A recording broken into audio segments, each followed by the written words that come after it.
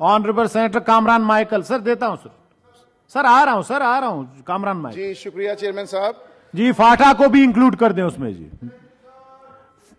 मर्ज फाटा जी शुक्रिया चेयरमैन साहब। चेयरमैन साहब, मैं आपकी तवज्जो नहायत ही अहमियत के हामिल मसले की तरफ मरकूज कराना चाहता हूँ।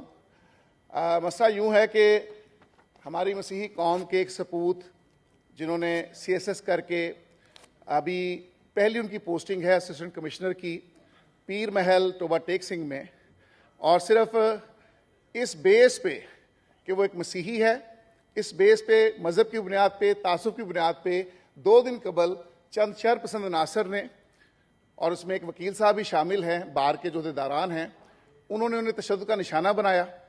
उनके कपड़े फाड़े, बहुत मारा पीटा, घसीट कर उन्हें वहाँ से बाहर लेकर गए। FIR हमने लॉन्च करवाई, अभी तक पुलिस ने किसी को गिरफ्तार नहीं किया। मैं ये समझता हूँ कि एग्जीक्यूटिव पोस्ट पे हमारे बहुत से मसीही अभी असिस्टेंट कमिश्नर्स भी हैं, DC के रैंक पे भी काम कर रहे हैं। अगर असिस्टेंट कमिश्नर, DC जो एग्जीक्यूटिव ऑफिसर्स हैं और पाकिस्तान को बनाने वाले लोगों में शामिल हैं, तो उनके ये बच्चे हैं, अगर ये महफूज नहीं हैं, अगर हम यहाँ पर बैठे लोग महफूज नहीं हैं जो अपनी कौमों की, अपनी बरादरियों की नुमाइंदगी भी करते हैं और पाकिस्तान के मसख़शुदा चेहरे को दुनिया के सामने खूबसूरत बनाकर पेश करते हैं, तो फिर कैसे कोई यहाँ पर सर्वाइव कर सकता है। और ये मैं समझता हूँ पहले भी ऐसा हुआ है।